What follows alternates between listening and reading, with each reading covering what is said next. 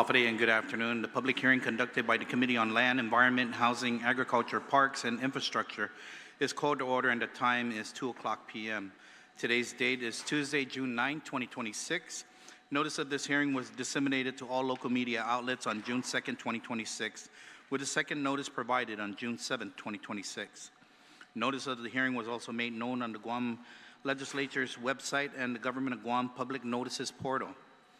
This afternoon, the committee will hold a public hearing on the following: the appointment of Peter B. Frias as a member of the Guam Contractors Licensing Board, and Bill number 326-38 LS, introduced by Shawn Gumataotao v. Anthony Ada, Frank F. Blas Jr., Vincent A. V. Borja, Shelly v. Calvo, Sabrina, Salas, Matanane, an act to add a new Section 40146 to Article 1, Chapter 40, Title 5, Guam Code Annotated, relative to authorizing the office of the BARRIGADA mayor to lease a portion of lot number 5382N-R40 in BARRIGADA Heights to the Guam Football Association for the development of community sports and recreational facilities. I'd like to welcome my colleagues for joining me here this afternoon. To my right is Senator Shawn Gumataotao, and to my left, Senator Therese Trelahi. Thank you, colleagues, for being here this afternoon. Before we begin, I would like to go over the general rules of conduct. Individuals testifying shall state their name for record-keeping purposes. Discussions will be confined to the substance or nature of the agenda. Personal inference as to the character or motive of any senator or any individual testifying is not permitted. The chairperson of the committee may order the removal from the hearing of any member of Ilesa Turanguahan who fails to observe proper decorum pursuant to the 38th Guam Legislature Standing Rules. We'll now begin with the appointment of Mr. Peter B. Frias as the member of the Guam Contractors Licensing Board as a general public representative for the term length of 4 years from the date of confirmation. Anyone who would like to testify before Mr. Frias comes up for his testimony, would you please go ahead and come to the table?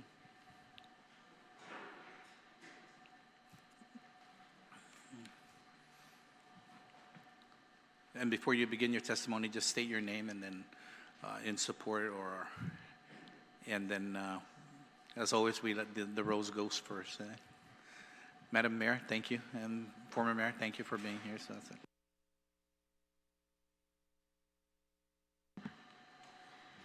Hafide, good afternoon, Mr. Chairman, Vice Speaker Ada, Senator Gumataotao, and Senator Therese Trelahi, and Taitagui. My name is Frances Lizama. I am the Jigo Mayor, and I am here to provide testimony in strong support of the appointment of Mr. Peter B. Frias as member of the Guam Contractors License Board. Mr. Frias is a member of the Jigo Municipal Planning Council, and although I've only known him 3 years, I have come to know him as a dedicated father, public servant, and community-minded leader. He serves as a member of the Jigo Municipal Planning Council, together with his career as a retired fire lieutenant from the Guam Fire Department, a medic team volunteer for local games and off-island competitions, most recently the 2025 Micro Cup in Palau, as a standby medic for GDOE and private schools, sports activities and events, and an officer of the Estumbo PTO Elementary School. He is also a dedicated and compassionate father who supports his children's school, providing spousal support to his wife, who is also a PTA officer and teacher at Estumbo. He freely gives himself, not expecting anything in return. This reflects a long-standing commitment of Mr. Frias to the people of Guam and for the well-being of our island. This appointment is important because the board plays a critical role in protecting the public interest by ensuring that construction activity on Guam is carried out safely, competently, and in accordance with the law. As a board, it will benefit from Mr. Frias, who is community-minded, dedicated, balanced, and committed to accountability. As a strong representative, he will ensure that the board's decisions remain grounded in fairness, consumer protection, and the broader needs of our island community. I strongly believe he will bring sound judgment, integrity, and a sincere sense of public responsibility to any role he undertakes. His continued involvement in community planning and his background in public safety demonstrates a kind of practical experience and civic commitment that would serve the Guam Contractors License Board well. At a time when construction standards, licensing oversight, and public confidence remain essential, Mr. Frias will take his responsibilities seriously, vital to maintaining trust in the regulatory process. I have every confidence that he will serve with integrity, diligence, and a clear commitment to the people of Guam. His record of public service, community involvement, and practical experience make him exceptionally well suited for this responsibility. For this reason, I respectfully and wholeheartedly urge this committee and senators of the 38th Guam Legislature to do likewise and support and confirm Mr. Frias as a member of the Guam Contractors License Board. Thank you, Mr. Chairman and committee members, for allowing me the opportunity to give testimony and support. Sizos Masi. Thank you, Madam Mayor. I'll go ahead and go with Ms. Agan first, or thank you, sir. Thank you, Vice Speaker. Hafade, Vice Speaker, Ada, Senator Gumataotao, Senator Chalai, Senator Taidgui. Good afternoon. My name is J.P. Agan. I am the Executive Director of Contractors License Board. Thank you for this opportunity to provide testimony in strong support of Peter Frias for the general public seat on the Contractors License Board. Having known Peter for many years, I have had the privilege of witnessing firsthand his integrity, exceptional work ethic, and profound dedication to the well-being of our community. As fellow firefighters of the Guam Fire Department, I quickly recognize his deep commitment to public service and his inherently humble character. Throughout his career, I watched him rise through the ranks due to his merit and his leadership. I have spoken frequently with his superiors in command, as well as his peers and those who have served under him. Without exception, they commend his ability to excel as a dependable subordinate, a collaborative co-worker, and a fair leader who leads with accountability and strong character. Beyond his professional service, Peter's dedication to Guam is evident in his extensive volunteer work. He has given years of service to our island's youth as a PTO officer and has volunteered countless hours as the medic for the youth sports activities, both locally and off-island. Most recently, following our island's typhoon recovery efforts, Peter stepped in up yet again. He volunteered at both the Jigu shelter and the Jigu debris management sites, helping our community rebuild when it was needed most. It is clear that Peter cares deeply about the people of Guam, bringing his lifetime of public service, crisis management experience, and the unwavering integrity to the Contractors License Board will ensure that the interests of the general public are fiercely protected. He will bring a fair, structured, and community-minded perspective to the board's decisions. I look forward to seeing his continued service to our island and highly recommend his confirmation. Thank you, Senators. Thank you, Mr. Agan, for your testimony this afternoon. I'd like to also recognize my colleague, Senator Taidgui, for being here. Thank you, Senator. Mayor Lezama. Sizos Masi, Mr. Chairman, my name is Robert Lezama, former mayor of Jigo and a resident of Jigo, and I am here in an oral testimony in support of the confirmation of Peter Frias. I just want to reflect some of the things that I know personally of Peter. And of course, just recently, the recovery efforts of the Sin Laku recovery at the Green Waste site. I was there volunteering my time with the Jigo Mayor's office staff to open up the northern Green Waste recovery site. And then from there, Peter shows up. You know, without invitation, he wanted to help. As a member of the Jigo Municipal Planning Council, he stepped forward. He didn't have to. However, he was one of the few that has come forward, and not only in the recovery of the Green Waste site, servicing the northern part of the island, at the same time, even the civil works, or shall we say the events for the first year that my wife, the mayor of Jigo, has taken office and with the events, and as a council member, what is very noticeable is that even his attendance in these events are superb. To include the Jigo Municipal Planning Council meetings as I monitor that, I have not seen or heard Peter being absent in these meetings, and I think that is what our governing bodies of members need, is individuals that are serious and focused and has the desire to want to serve our community, and most especially in the Contractors License Board, so that we can further advance the applications of these these housing development or individual homes that are being developed that are awaiting contractual support or approval from the contractor's license. And I think that with Peter's experience as a firefighter lieutenant, going up the ranks and all the years, now that he's up for retirement, I think he's going to dedicate much more of his time with the Jigo community as a council member, most especially should you support his nomination, which I highly request that we really consider and give him that chance to serve in this governing body. And with that, I ask for your individual supports and the body of the 30th Guam Legislature in confirming Peter Frias as a member to the Contractors License Board. Thank you very much. Thank you, former Mayor Lizaman. I'd just like to recognize Mayor Blas, also from the village of Jigo, Vice Mayor, and then Mayor June from Barrigada, and Vice Mayor Jesse from Barrigada as well. Thank you for being here this afternoon. And to Angel, the longtime Executive Director for the Mayor's Council. Would you like to also provide testimony? Anyone else would like to provide testimony before I call up the nominee? No? Okay. Mr. Sablan? Afide and buenas to Chairman, Vice Speaker Ada, my good friend Senator Shawn Gumataotao, Senator Teresa Lahi, and Senator Taidagui.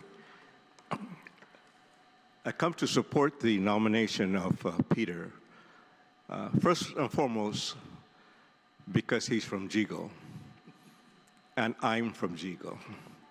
And I am always thrilled to see people from your village that stand up, volunteer, and put himself or herself up to working for the public.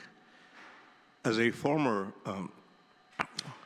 chairman of the Guam Education Board, I also applaud him and his wife for the many hours, many days, money out of their pockets to support our school system and our school children. That tells you the character of this man and his family. Always willing to give. And there is no better calling than to support someone that is willing to just stand up and say, I will and I can. And so I ask all of you, on behalf of my family who live in Jigo, to support the nomination of Peter to the Guam Contractors License Board. Thank you, Mr. Sablan, for your testimony this afternoon. And with that, I'm going to go ahead and call up the nominee, Mr. Peter Frias, for his testimony.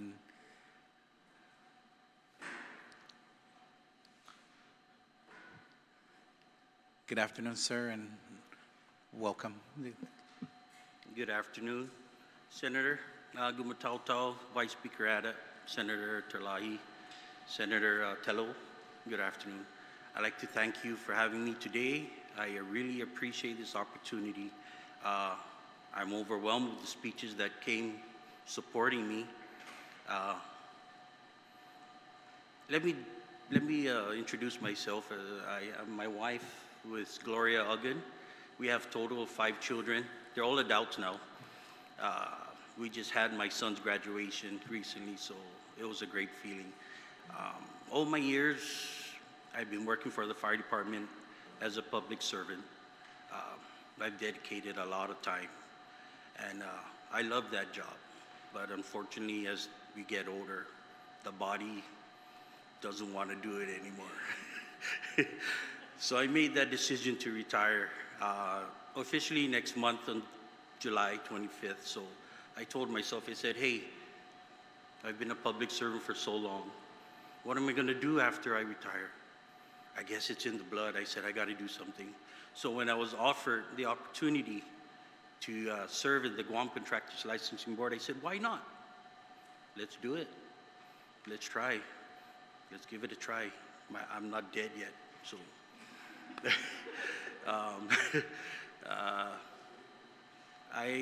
My job is to listen and share my point of views of my experience throughout my career in making the good decision for the public and for the people of Guam. Thank you. Thank you, Mr. Frias. I'll go ahead and open up the discussion for my colleagues to ask any questions that they may have of you and to your appointment to the Guam Contractors Licensing Board. Sure. I'll go ahead and start off with Senator Gumataotao. Senator, you're recognized, sir. Yeah, thank you so much, Mr. Chair, and thank you, Peter, for stepping up and serving. You could have done something else, as you mentioned, but you chose not to, and so kudos to you. And also, considering you're also a fellow member of the class of 1989, I'm still pretty convinced you got a lot of gas in the tank. You might as well continue to serve. I just also want to give you kudos as for your membership on the GIGO Municipal Planning Council as we are continuing to push to build a GIGO police precinct. And thank you for your effort to help get that bill passed with the help of the Municipal Planning Council and GIGO. So thank you very much. Let me ask you just real quickly, the Guam Contractors License Board really has, it's a board that's a little bit different than other boards and commissions that you might see in the government. In your experience in the fire department, did you have a lot of engagement with them while you were a member of the fire department? I'm sure the Prevention Bureau did, but I did experience some situations where we'd responded to structure fires and the family they were confused, why did their house burn? Because of the panel, electric panel, not properly installed, things like that. So yes, I've experienced some of those. Other things as far as plaster falling off from the fire rating on the cement. Why didn't it hold? So yes, I have experienced things like that, and I can understand where they're coming from. So hopefully me being in there, I can share that experiences with the board and maybe some good points and views. Right, and I think that's an important distinction because this position is a general public representative. So it's looking at it from, I mean, I know we're going to tap your fire department experience, I'm sure, but there's other parts that you have a home to. You've probably done things out in the community to maybe support. And we heard the kudos from the municipality of GIGO, at least from its mayor, that you have helped and you can offer that.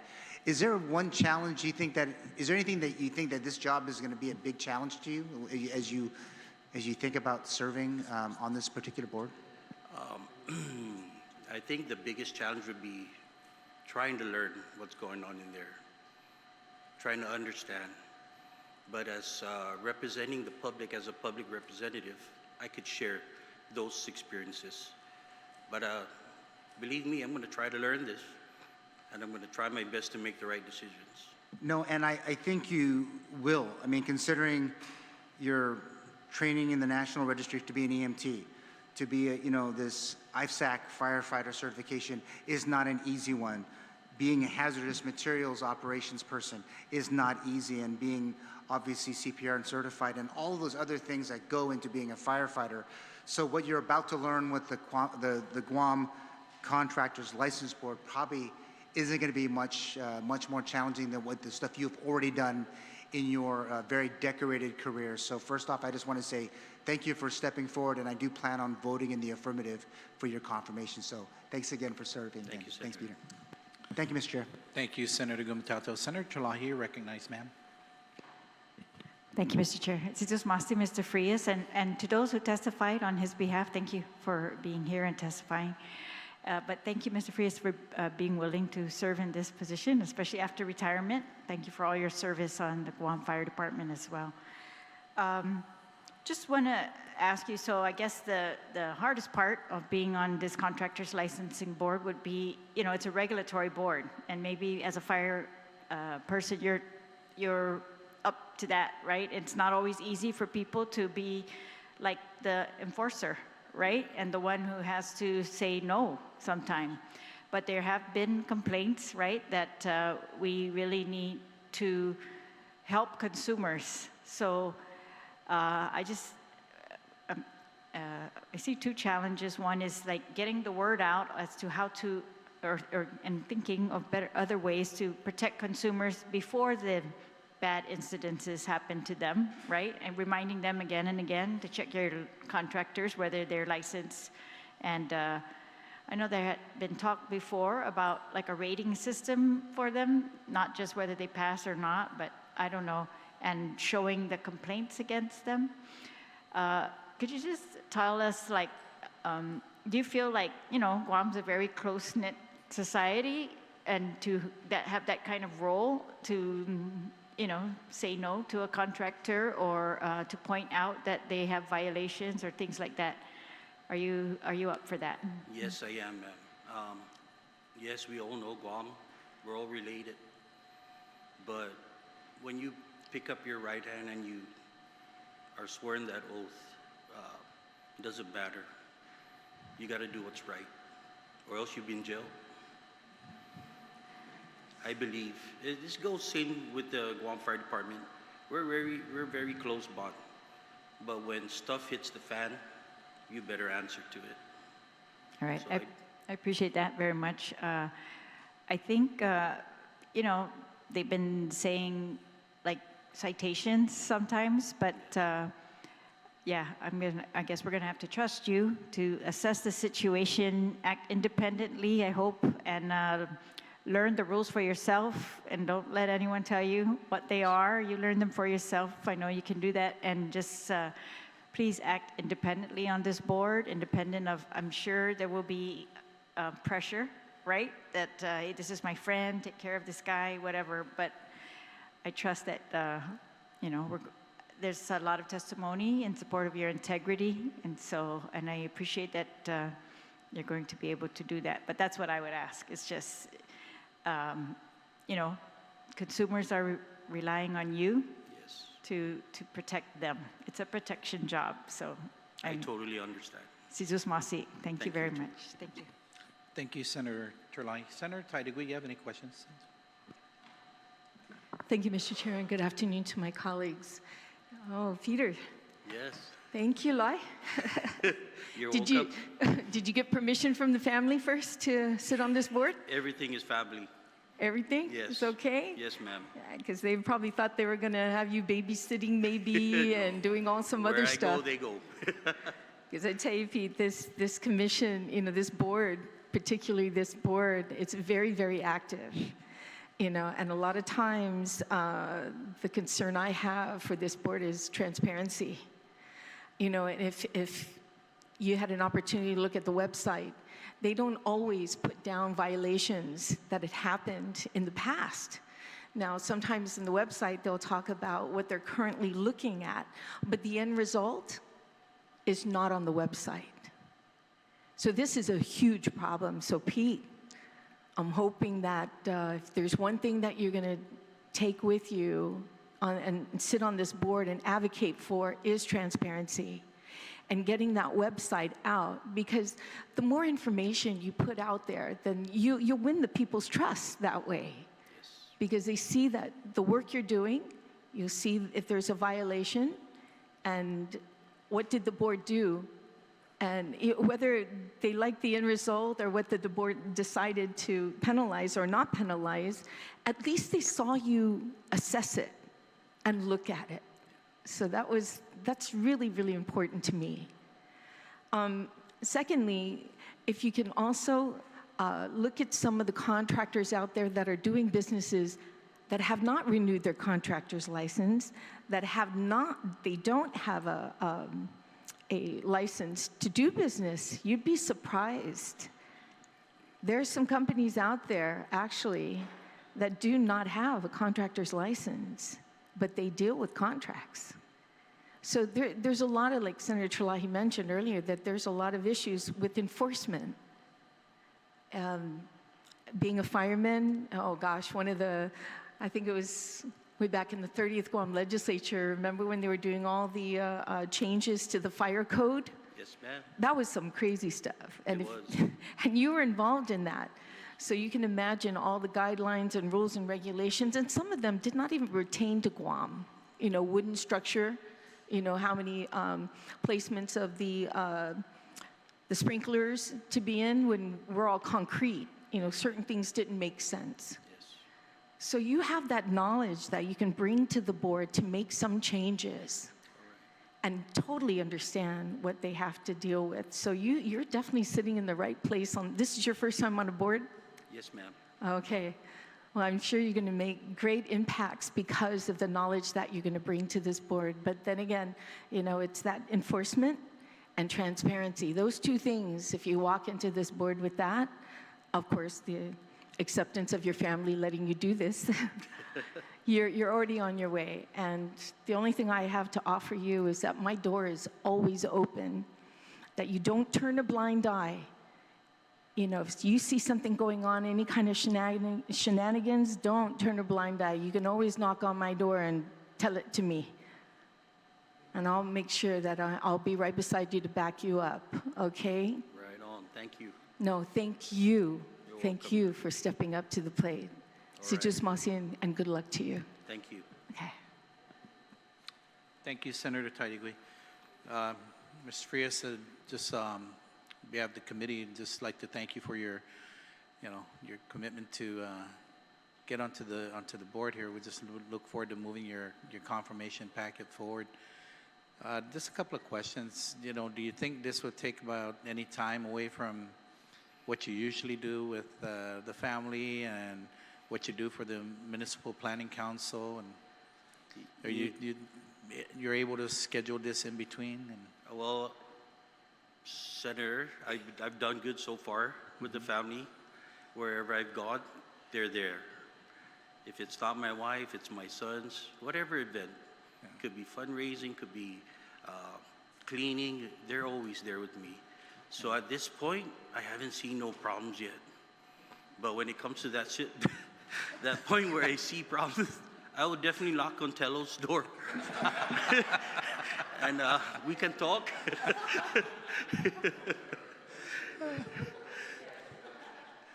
That's good. Well, you know, and I think what it is, I think you didn't want to retire and stay home. I think the wife didn't want you to retire and stay home, right? You know, I figured she's still working, right? So she won't be able to retire until 62. So I said, you know what? What am I going to do when I retire? I don't want to sit down and watch Netflix all day. So I said, I got to do something. I'm going to go crazy. So I got 2 pit bulls, baby pit bulls that I'm trying to raise. And then all of this, and it's keeping me busy. And I need the exercise, Senator, so why not?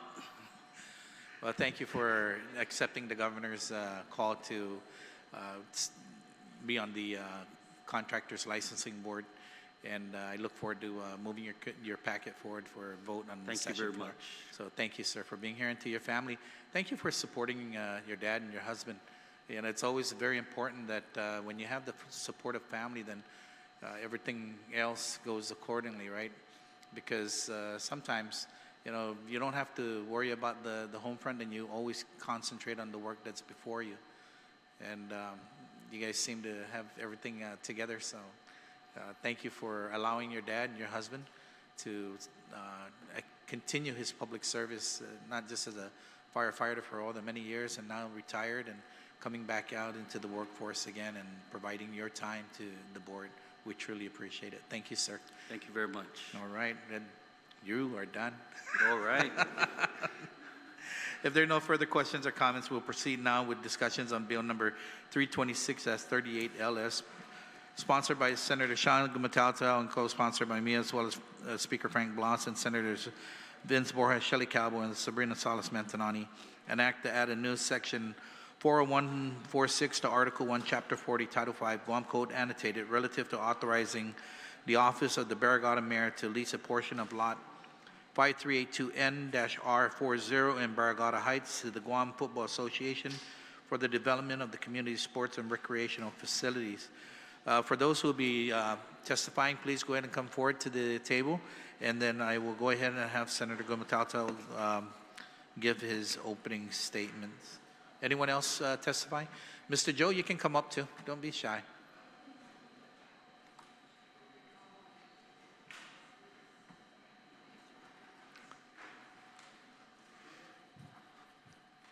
Thank you, everyone. Senator Gumataotao, you're recognized.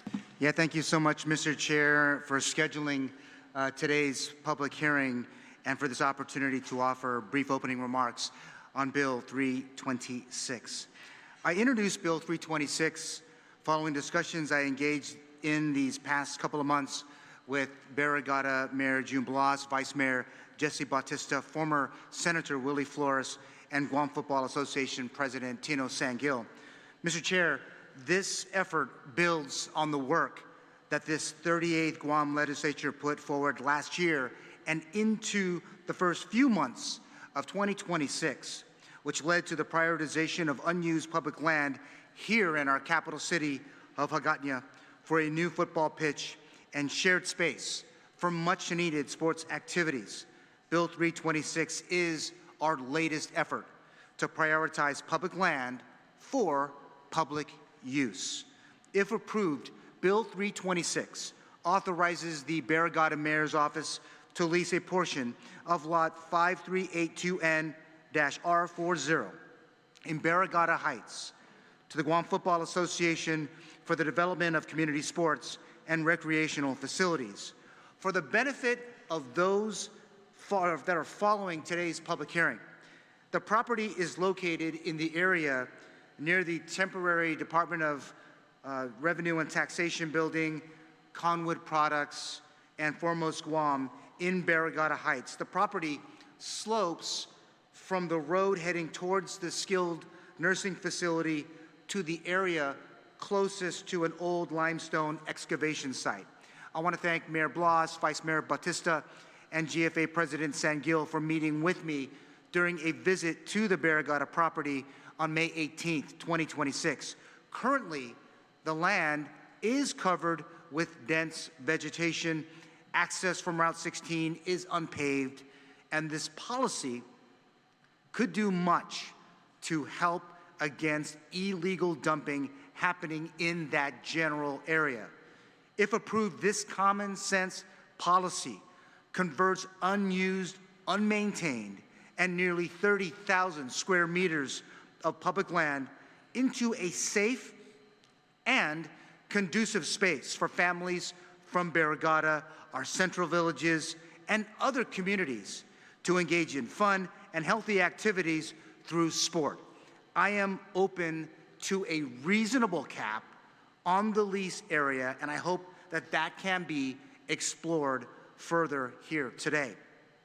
The measure would bring together a strong and important public-private partnership between the BARRIGADA Mayor's Office and the Guam Football Association. Our experience with a different policy that I touched on earlier in my comments recognizes the successful partnership which was established many years ago between the government of Guam and GFA for the development and management of GFA facilities in Dedido. An estimated 3,500 youth and 1,500 adult members from across our 19 villages are engaged in GFA programs, me included. Mr. Chair, as drafted, Bill 326 recognizes that unused public land can and should be used for activities that benefit young people and their families. The football pitch and complementary recreational facilities that would be built on the BARRIGADA Heights property, quite frankly, are needed.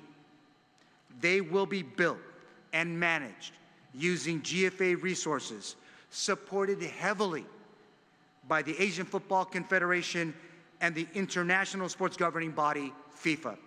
Mr. Chair, they will be available to our area public and private school students and the general public, to include Teadston High School, Business and Technology, and Guahan Academy Charter Schools, Untalan Middle School, and the Crusaders and Strikers football clubs. The proposed Barrigada Heights facility will serve as a safe and much-needed space for students at a time when DPR, that is the Department of Parks and Recreation, and other government-run facilities are either no longer in existence or are deteriorating faster than this government can in fact fix them. And these facilities might be the very place where Guam's children launch professional sports careers. Perhaps we will watch them on the world stage in events like the FIFA World Cup, which is about to get underway in the U.S. mainland, Canada, and Mexico. With that, Mr. Chair, I look forward to the presentations this afternoon, including amendments that may be needed to strengthen Bill 326 moving forward. So, Mr. Masi, Mr. Chair, for the time, I thank you all for being with us this afternoon. Thank you, Senator Gumataotao. I'll go ahead and start off with Madam Mayor. You're recognized, ma'am. Thank you very much. Good afternoon, honorable senators, Vice Speaker Ada, Senator Gumataotao, Senator Therese Chalahi, and Senator Talo Taitagui. Buenas and half a day. For the record, my name is June Blas, the mayor of the beautiful village of Barrigada, and with me is Vice Mayor Jesse P. Bautista. We are here today to support Bill 32638 LS. Back in November 17, 2016, the Chamorro Land Trust Commissioners unanimously supported the transfer of Lot 5382N-R40 in Barrigada Heights, Resolution number 2017-06.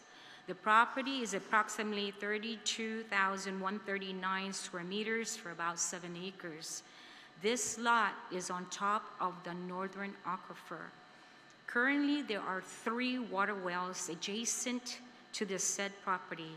This lot is solely to create and construct recreational park and fields for the community of Barrigada and the CLTC lessees. On April 13, 2017, a resolution and the right of entry agreement was documented and recorded on April 14, 2017. Since then, we had approached private businesses to assist and facilitate the development of these recreational fields. However, after their assessment, it was going to require much needed heavy equipment to level the property. It was going to take thousands and thousands of dollars to create a field. Back in 2023, Mr. Tino Sangil, the president of the Guam Football Association, met with us, having the desire to develop a soccer field in the community of Barrigada. Since it's the most central, it would be the perfect location. The discussion and plans were on hold due to Typhoon Mawar that devastated our island, and I know you all remember that. Just this past month, Vice Mayor and I met with Mr. Sangil again, and he would like to continue our conversation and partnering with our community to develop much needed soccer field, not only for our youths in Barrigada, but for the entire island. Honorable Senators, it is imperative that we continue to develop sports fields so our kids can physically be active and live a healthy lifestyle. The Vice Mayor and I feel that more kids on the field and less on the streets would help deter our youth from drugs and alcohol. We'll be meeting with our Barrigada Municipal Planning Council members tomorrow, June 10th, 6 p.m. at our Barrigada Mayor's Office Conference Room to further discuss the Bill 326-38 LS and get their consensus and a resolution regarding this bill. We sincerely thank you for giving us the opportunity to testify today, and sign a maasi. Thank you, Madam Mayor, for your testimony. Vice, will you also be providing testimony? We're together, me and Mayor Steve. Okay. Ma'am, you can go ahead and provide your testimony. Okay. Oh, you're so you look together, okay. Good afternoon, Senators. Just state your name for the record, sir. My name is Joe Cepeda, the General Secretary of the Guam Football Association. I would like to present a testimony in favor of the bill, followed by Vice President Tina Esteves. As I mentioned, I am the General Secretary, and we are here to support this bill. I'd like to begin the testimony by sharing some numbers prior to President Tino's presentation. So I'd like to present GFA by the numbers to the committee. Oh, sorry. Good afternoon, Senator Taidewi, Senator Lai, and Mr. Ada. So GFA by the numbers, 85,000. These are the number of guests that attend GFA leagues and events annually. 42,000 followers across all our social media platforms. 8,395 total participants annually. 4,000 football players across all leagues. 1,990 matches officiated each year. We have 927 middle school participants that enjoy the facility. We have 900 football for school elementary participants. This is a program we started 4 years ago. We are now in 24 elementary schools, and I believe some of you have participated. It's a very strong program, and it continues to grow. We have 700 high school players. 3 years ago, the Guam Football Association was fortunate to unite the public and the private sectors. So we united the IIWAG and the GDOE schools. So to get to this date, both the boys and the girls' high schools play under one league. We have 320 futsal participants. In addition to the outdoor, we also play indoor soccer. We play it at UOG, we play it at the different mayors. Just this past 3 months ago, we outfitted 10 public gyms with futsal goals at an investment of about $20,000 to $30,000. So now the villages are able to enjoy indoor soccer. We have 330 men's G League players. This is our Premier League. The biggest number that I see that will grow, we have 300 moms participating in a moms-only league. And it's gone wildfire. And we believe that if the mom plays, they will support the kids that play. So that's a very strong program that we have. We have 200 women's in our G League, which is our top-tier league. We have 176 masters. These are the seniors, 40 and above. Senator Gumataotao is part of that league. And it's a growing, as the years go by, that numbers will increase as they participate. We have 150 female recreational players. These are the players that are not aspiring to be in the top tier, but just want to come out and exercise, play, and have fun. That's a growing number as well. This summer, we are starting a men's recreational league to provide that void in that area as well. Senators, we've been in existence for 50 years serving the Guam community. 15, these are the national teams that travel for competitions every year. We have 13 football member clubs, 9 football pitches, with more to come as we develop the properties that we have. We have 9 national teams representing Guam internationally. Recently, just last week, we had our senior men's team compete in the Philippines against the likes of the Philippines and Myanmar. This week, we are hosting 5 nations: South Korea, Chinese Taipei, NMI, and Macau and Guam. 7 is the number of days that the facility we currently have is in use.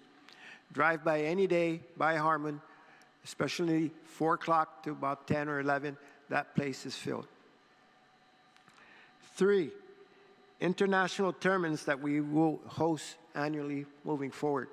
We are a major contributor to sports tourism. And 1, we are a community here with one goal: keep our kids out in the fields. These numbers reflect the tremendous growth of football and community recreation in Guam. They also demonstrate the increasing demand for quality sports and recreational facilities that can serve our youth, our families, our schools, our clubs, and residents. The proposed lease, authorized under Bill number 326-38, presents an opportunity to expand access to sports and recreation in Barrigada and create a lasting community asset that will benefit generations of Guam residents. Thank you, Senators. Thank you, sir, for your testimony. You'll be providing testimony on behalf of Tino, right? Yes. Okay, go ahead, ma'am. Please. Okay.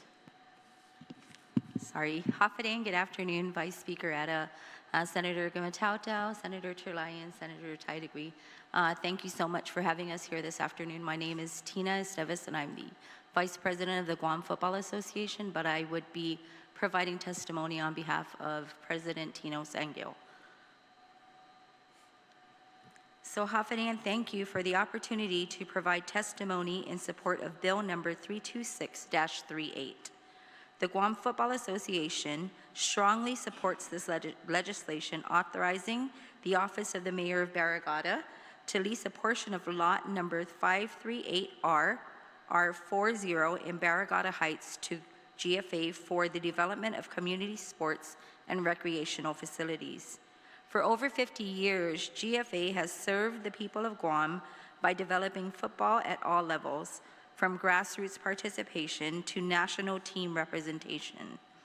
Today, more than ever, there is a growing demand for safe, accessible, and quality recreational spaces for our youth, families, and communities. This proposed partnership represents an important opportunity to expand those opportunities beyond our current facilities and bring additional sports and recreational programming directly into the heart of Barrigada. And as Mayor June mentioned, it is the most central village of the island. The proposed development aligns with GFA's mission of using football as a tool for education, health, community engagement, and social development. Our programs currently serve thousands of participants annually, including youth leagues, school competitions, recreational programs, women's football initiatives, coach education courses, referee development, and community outreach activities. Through this lease agreement, GFA envisions creating a community-centered facility that will provide additional playing and recreational spaces for youth and families, increase access to organizational sports and healthy lifestyle activities, support after-school and weekend programming for children and teenagers, create opportunities for community events, educational activities, and social responsibility initiatives, strengthen partnerships between schools, sports clubs, and community organizations, enhance the quality of life for residents of Barrigada Heights and the surrounding villages. The Guam Football Association has a proven track record of developing and maintaining sports facilities for the benefit of the community. The Guam Football Association National Training Center in Harmon has become one of Guam's premier sports venues, welcoming over 85,000 visitors annually and hosting local, regional, and international events. We are committed to bringing the same level of stewardship, professionalism, and community service to this project. Importantly, this initiative is not solely about football. It is about creating a community asset that promotes health, wellness, youth development, and positive social engagement. The facility will be designed to serve residents of all ages and backgrounds and will continue to the long-term recreational needs of Barrigada and the island as a whole. We commend Senator Shawn Gumataotao, Office of the Mayor of Barrigada, and all stakeholders involved in advancing this proposal. Their vision demonstrates a commitment to investing in Guam's youth, families, and future generations. So on behalf of the Guam Football Association, we respectfully request the favorable consideration and passage of Bill number 326-38. Sizus Masi for the opportunity to testify and for your continued support of sports and Community Development on Guam. Thank you, ma'am, for the testimony from Mr. Sengil. I'll go ahead and recognize Mr. Sablan. Did you want to provide testimony?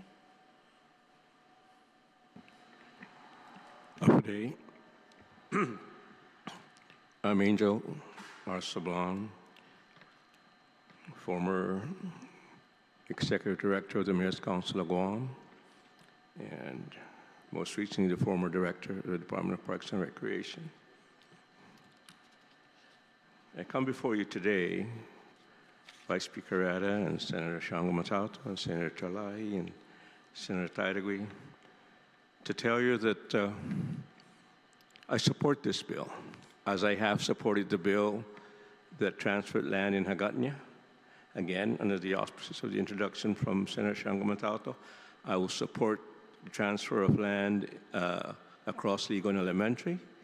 I will support the transfer of property in any mayor's villages that are underutilized or unused, that can become centers for our children, our youth, our manamko to come together and have recreation. This public-private partnership is the only way to go. As you've seen just this morning from the budget hearing for the Department of Parks and Recreation, their wish list is long, plenty that they want to do, but just getting money just from the government is very, very difficult. I sat and spoke with President Sengil over a month ago, before I retired, and we spoke about how FIFA and his organization are more than willing to invest in Guam, invest in recreational facilities to improve what we can offer on our island so that we can become an international stage for athletes to come here and compete and perform. This public-private partnership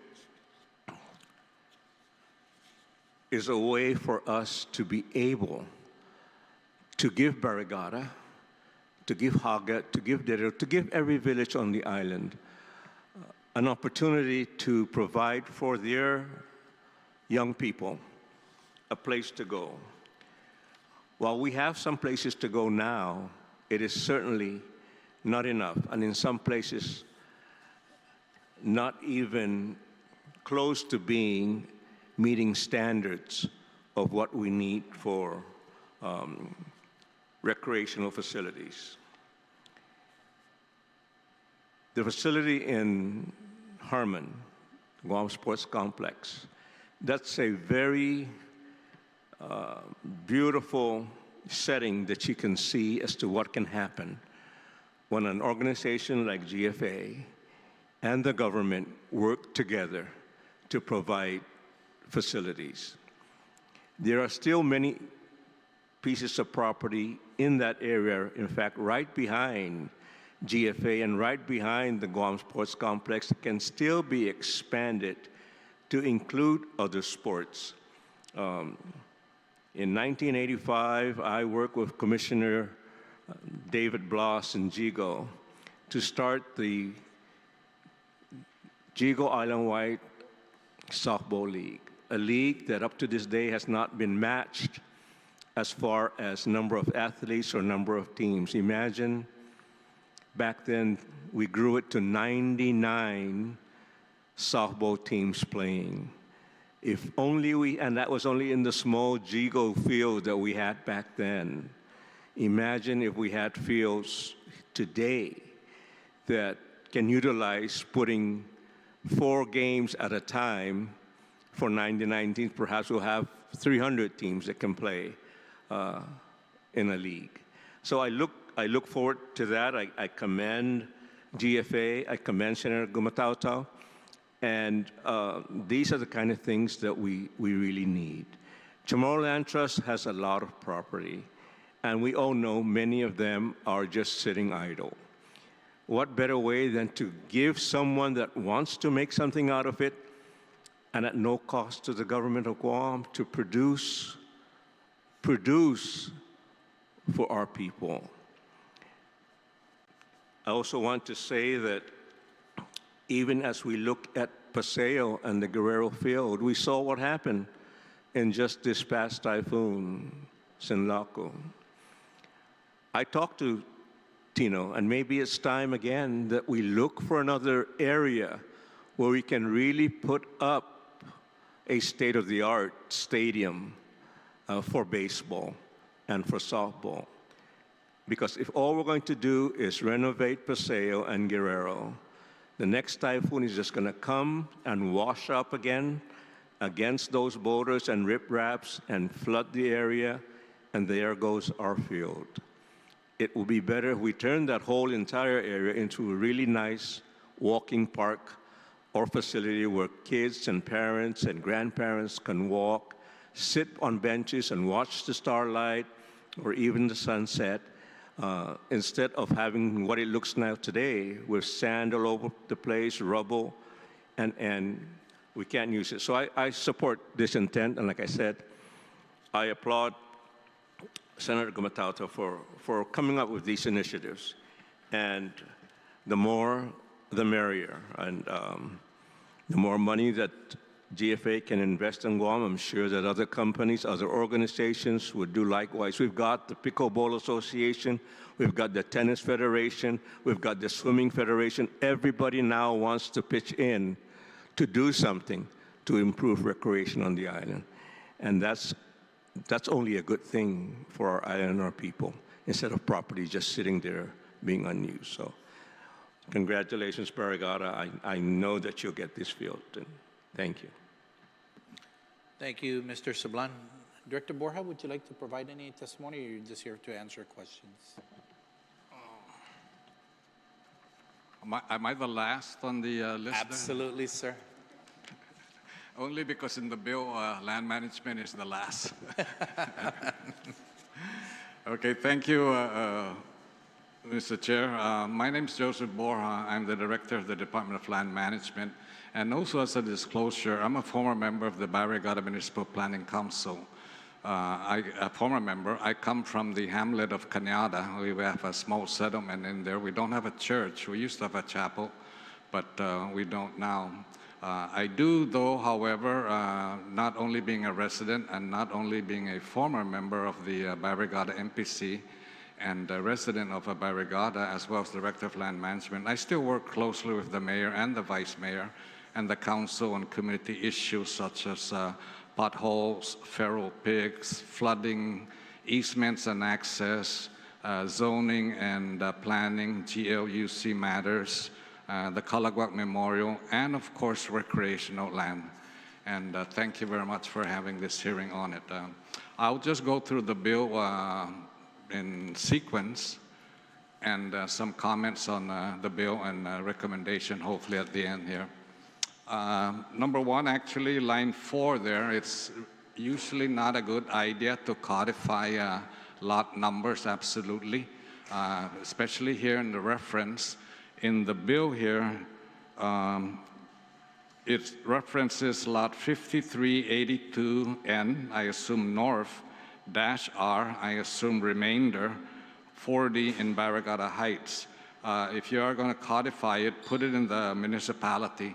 It's a little bit misleading because when people think of Barrigada Heights, we usually think of the housing subdivision on the top there. And this lot is really not on the top part of Barrigada Heights on it. When we were registering this property way back in, I believe, the 50s, it actually was a big piece of property. It was actually called Mount Barrigada. Yeah. So the reference resolution that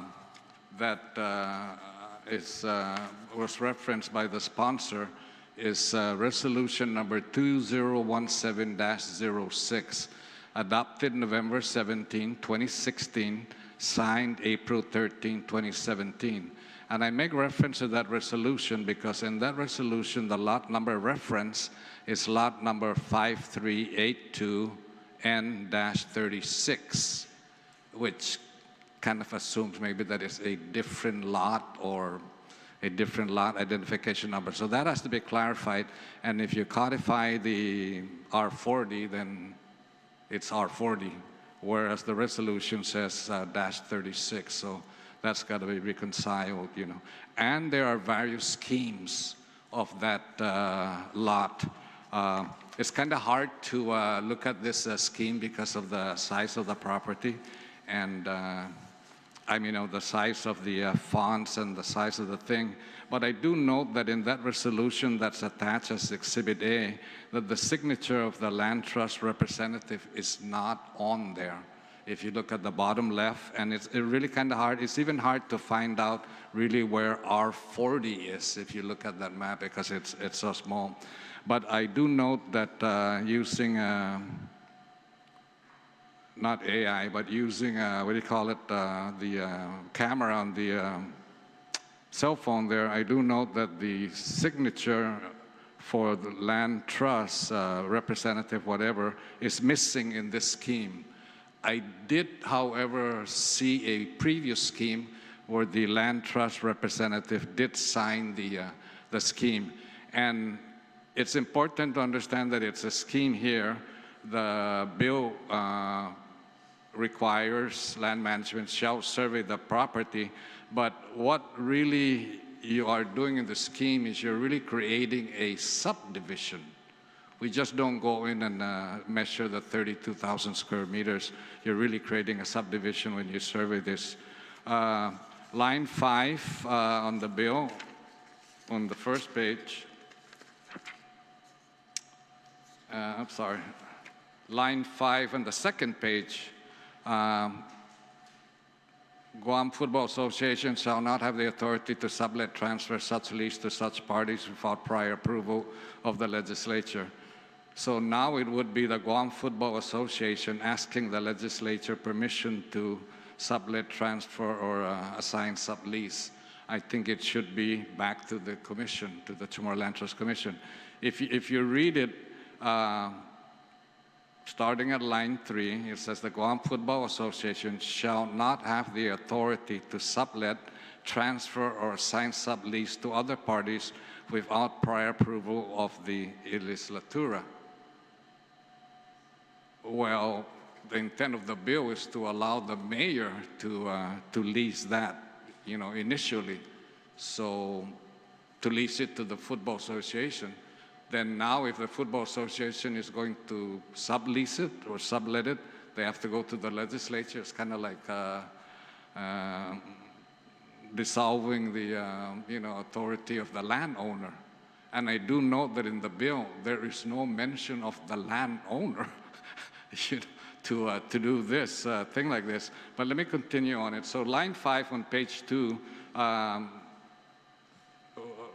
it's up to public policy of the legislature, but I would assume that it would be better for the prior approval of the commission to sublease it rather than the legislature. You're already skipping the commission at that point. Number 3, line 6, it says the portion of the lot, which technically really survey-wise, mapping-wise, it doesn't exist. That portion authorized to be leased solely shall be used for that portion. So that means that you have to sever that portion, and then how big of the 32,000 square meters are you looking at to solely reserve for football issues? Then we go finally to, let's see. Then finally on the last paragraph, in line 21, finally there is a mention of land management, and it's, these guys do the work here. And it says, shall within 60 days cause. I'm not sure what cause means in this sense. I'm assuming it's to initiate or to complete. Let's be clear on that. A survey of lot 5382N-R40 in Barrigada Heights. I would just reference the municipality of Barrigada. We have initiated laws exactly on names of municipality, changing them back to the indigenous names. Barrigada Heights really is not it's not an indigenous name. It's Barrigada Heights. It's a subdivision, it's a residential subdivision, commercial, so I would just put in the municipality of Barrigada with the correct spelling. And then item number 5 in my notes here, nowhere in the bill does it mention the true owner of the property, which is the Chamorro Land Trust Commission. It does mention Public Works, which previous experience with Barrigada Heights really created a problem up at Barrigada Heights by trying to implement a subdivision scheme. Erosion and the rains damaged some land there and then flooded down to private property. Then it created what became known eventually as the Barrigada Heights Chamorro Land Trust problems up there in that area. Item 6 here that we have, it's fine and dandy that we have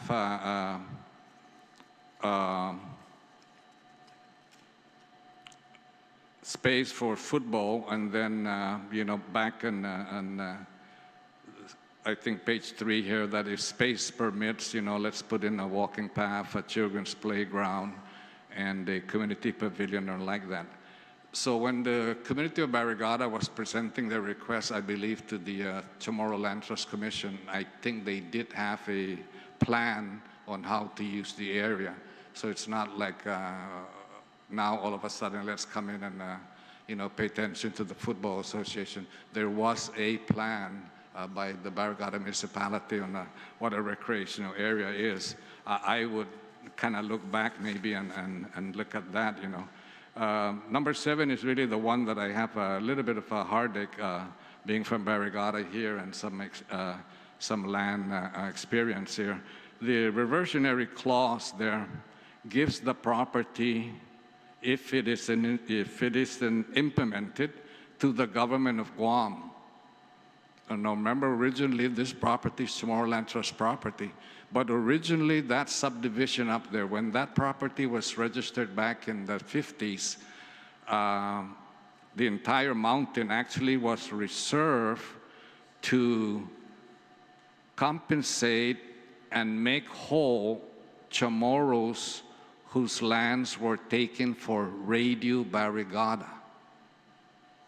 So that whole subdivision up there, even the existing Barrigada Heights subdivision, which is I would say a commercial subdivision, not a government subdivision, those lands were actually intended to compensate, to make whole original landowners whose properties were taken for Radio Barrigada.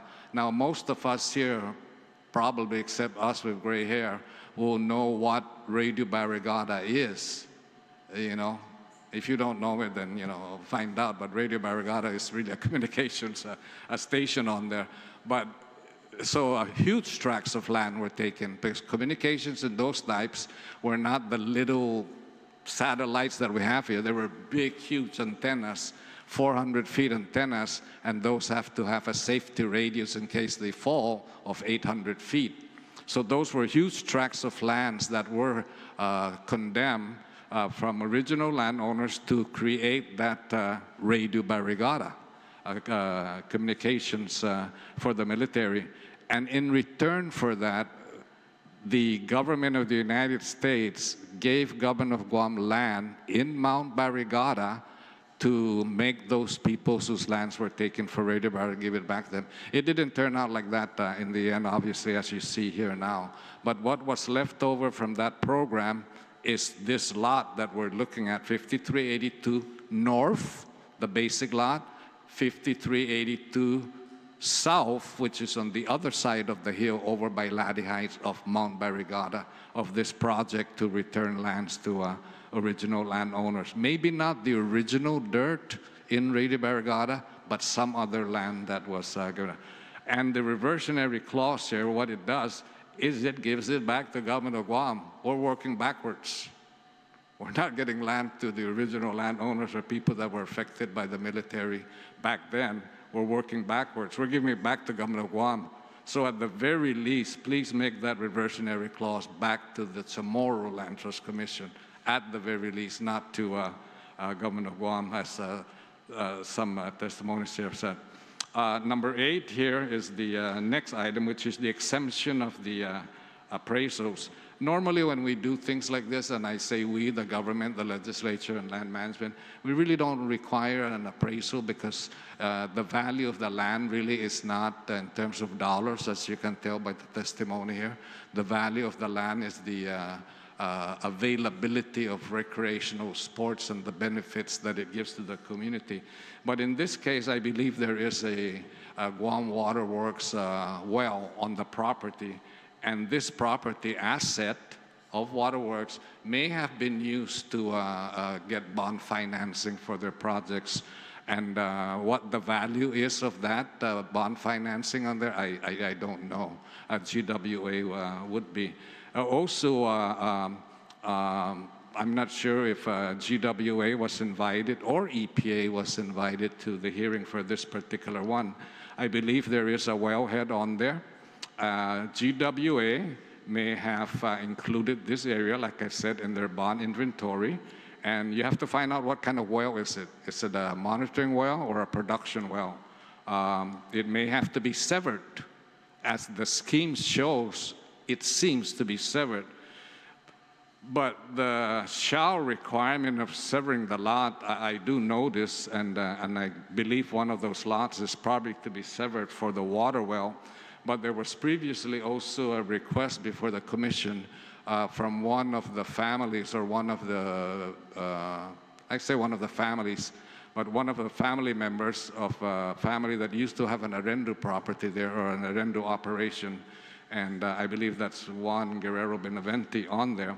It's not exactly the same lot number on it, but if you look at the scheme, you see that the it's really, like I said, this shall requirement for land management to survey this lot for the Barrigada mayor and for the GFA really would require us surveying the entire subdivision of the property.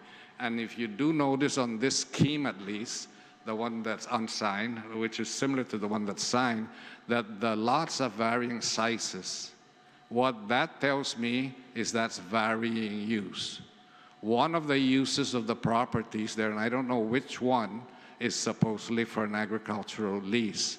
When this procedure was being followed, or process was being followed, I do know that, unfortunately, Land Trust, I guess, was not invited here, but I do know that there may have been some records in Land Trust where EPA says, heck no, no agricultural thing within 1,000 feet of the weatherhead, or a wellhead rather, and I don't know what the parameters are on this one. I do know there's a water well. I do know the lots are of different sizes, indicating to be a various use on it. So I don't see a GIS topographical preliminary study for the unfettered access. This lot, I believe, is below the Korean church, below the skilled nursing facility, but up there in the hills, sort of behind the revenue and taxation and the Catholic services facility in there. Recommendations. I would recommendation you senators have a language here of sending the bill back to committee. In this particular case, my recommendation is send it back to the commission. And this is the reason why. For the re-review and disposition, the attached scheme, Exhibit A in the bill, is not signed by the CLTC.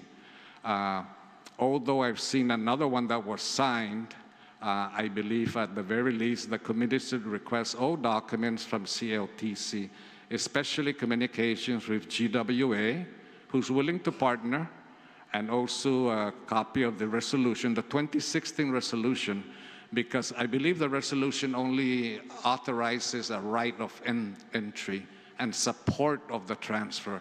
I don't think it absolutely transfers the property, but you're already jumping ahead of that transfer document and going to authorize the commission to, or rather the mayor to lease the property. GPA must be consulted, as there was a potential agricultural lease in that area again.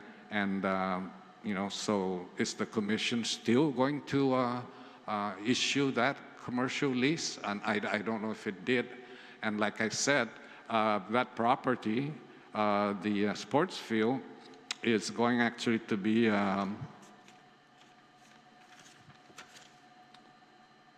sports field is a recreational area. It's next to a water well, and it's surrounded by what seems to be a mix of different uses, residential and agricultural lots. Otherwise, why would the lots be of different sizes? So I'm not sure that, it's at the point here where the Barrigada Mayor's office is to should be authorized to lease the property, and I say that with a heavy heart because I am a member of the village of Barrigada, and I have worked with Tino Sanggil and GFA on several issues that they have on properties that they have on it. But I don't believe, number one, that the actual administrative transfer document has taken place, so we may be going and jumping ahead. And the resolution is 10 years old. The resolution calls for a reversion back to the commission, which is not what this bill does, number one.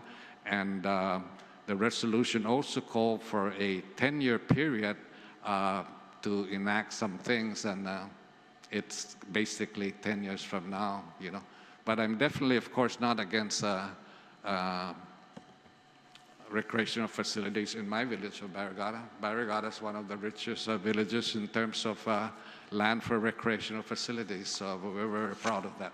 Thank you very much. Thank you, Director Borja. I'm going to go ahead and open up the panel to any questions or comments that my colleagues may have. I'll start off with the author of the legislation, Senator Gumataotao. You're recognized. Yes, thank you so much, Mr. Chair, and thank you everyone for being with us this afternoon. And I'm going to start with Joe, because absolutely every time we talk and every time that we engage, I learn something new about not just this community, but also process, and you're a wealth of knowledge, and I do appreciate you very much for being here this afternoon. Let me kind of touch on one of the issues that you brought up earlier. I don't think you can answer it, but I'm hoping you can at least guide us. So my office received information claiming that, again, and I think you mentioned it, a portion of the subject property might be encroaching or is otherwise a part of an existing lease. Now, I sent an email back to the CLTC, their acting director, Angela Camacho, back on May 28th, requesting confirmation, but I just haven't received a response as of yet. So if you can help us understand, and I think you clarified it already, but is that portion, or is any portion of lot 538N-R40 in Barrigada Heights tied to an existing CLTC lease? And if the Department of Land Management concludes this might be the case, is the section that we're talking about in Bill 326 requiring a survey map to be developed sufficient for DLM to carve out any portion that might not be available for a lease agreement? The document that I saw was about a potential lease. It was a letter from, I believe, at that time, Administrative Director Jack Hattick, and it was a letter to EPA, getting feedback from EPA as to a claim and a potential lease of the property. So no, there is no lease on the property. However, there was what we call a land use permit, commonly known as an arrendo by the Benavente family, I believe, in that area. Yeah. So there is no existing signed lease of any property in that area, as far as I know. You'd have to get that from the commission. But I do know that there was a claim to utilize that same property by a family, by a person that had a land use permit, commonly known as arrendo. All right, thanks, Joe, for that. Now, as drafted, the bill would authorize the mayor's office of Barrigada to lease a portion of the subject property for a football pitch and complementary sports and recreational activities to serve not just Barrigada, but all of the people of Guam For the benefit of my colleagues and those who are watching the public hearing, this is probably more of a question for GFA, and just from your football experience. How much space does the BARRIGADA Mayor's office, and maybe even GFA, would you anticipate will be needed should the measure include a limited footprint? So let's say the whole map, as Joe had mentioned very concisely, if there was that space, is there a footprint size that would be adequate enough to be able to serve as a GFA pitch for the people of Guam? I think it will come down to what is the mayor willing to give, because we can put any footprint. It could be a small futsal size, it can go to a mini pitch, or it can come to a full pitch football field. So again, it depends on what we sit down with the mayor and says, this is the actual space that we can put, this is the blueprint that we want to put in there, then we can go to work. Mayor, what do you think? Well, first off, we have to wait for our Municipal Planning Council to make that decision, and the size of the field that they're requesting. In the last conversation that I had with Mr. Sangil before he left off island was maybe an acre or two, but that's the size that that was our conversation. So just one or 2 acres on a 7-acre property, approximately. Yes. Okay, thank you for that. Now, recognizing that the subject property does slope, and that there are, as Joe mentioned, and you can see on the map that's part of the bill, there's GEWA pump stations are located at the ends of the public easement. Is there a particular section of the land that the Office of the Mayor of BARRIGADA and GFA have determined may be more suitable for any proposed facilities up on that hillside?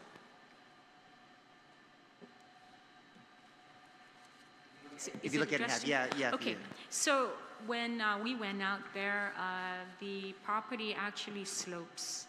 Now, the property that Mr. Seguil and I were talking about was the property to the right of the as you enter towards the water well. And I guess that would determine also, because of the slope, I mean, it's not really flat. So there's gonna take a lot of work on that, and I think he kind of mentioned that it was to the right side of this property, right here, as you go in. That's what he was identifying here, this side, to the right. All right, thank you so much, Mayor. Mr. Chair, I have one more question. Because the pitch and other facilities envisioned by this proposal would be available for public use, what do we know at this point about the sports facilities needs of at least the surrounding public or non-public schools? And how does the BARRIGADA Mayor's Office, and even GFA for that matter, intend to accommodate some of these facility requirements with the help of Bill 326? Well, this will help, for development of our youth programs. And you know that there's a lot of kids out there that, we have our sports group also, it's our soccer group, but having that property where they identify specifically for them, it's very suitable and for our kids to utilize, as well as other, sports. I mean, we were just approached about a week ago about bring back the airsoft paintball. And, that was another discussion that we have to, where a footprint where we can identify. But this is very important for our children and our youth. And like you said, it's not only our youth, but adults, because we can do so many things with that property. And it's better that we develop it for that purpose, for physical fitness, healthy lifestyle. And we prefer that these kids will be on the field and not on the streets or down at Superior Court. We need them to be healthy. We have to stop the mentality of having their phones, and we need to get them out there. And we need to also mentor our kids, get them out there and be physically fit, as well as they can, who knows, they're going to represent us when they go off island and bring back all the champions for Guam. So we're all into sports. We really love to support our youths in any recreation, even walking, do a walk path, that's fine. While mom or the kids are playing, they could be under a tree and then talking stories. So there's many ways that we can work on that land. It's just now the development and the cost right now, it's very pricey. It really is. And walking that street a couple of weeks ago, and you and I were there, plus the vice mayor, and you saw how potential that property is. So we are not able to build anything on that field because of the water, the aquifer. And while we were all talking about this, I have something here that maybe you can take a look at that has about the water wells of the water supply of well M17A and everything entailed. And maybe this is what you're looking for. And I can go ahead and have you make copies. Oh, yes, for your please. use. And if we can share it with the committee for sure. Yes, I wanted to share this because this is where the question is coming from, right? About the water wells and whatnot. And I know at that one point of time, they said they cannot use it because it sits on an aquifer where we cannot have built or even put a sewer or even put a septic tank there. It's going to contaminate our water. We don't need that, right? So, but putting a field, much better. It's a better use for all of us, actually for our youth and everyone to enjoy. So I see that, why not, Maybe we can just fix all the other issues that we have here and then we can always move on. Right? No, I thank you for that, Mayor, and thank you for your input, and thank you for the panel. Oh, go ahead, Angel, please. If I may add to that, Senator, you asked for the benefits. There's always a saying, if you build it, they will come. I can tell you that during my time at the Department of Parks and Recreation, we couldn't provide all the teams that have been asking for facilities to practice for their teams. We even end up using Adelup front lawn for rugby and for flag football for practice for our kids because the school facilities, the school students use it. Other facilities in the villages, if you're from Barrigada, it's the Barrigada kids first. If you're coming from Talufofo, you're going to have to wait in line. And we have our own field, Mayor. Yes, but what sorry, I'm saying is Angel. that there are Yes, you're right. other organizations and teams that do not have areas to use.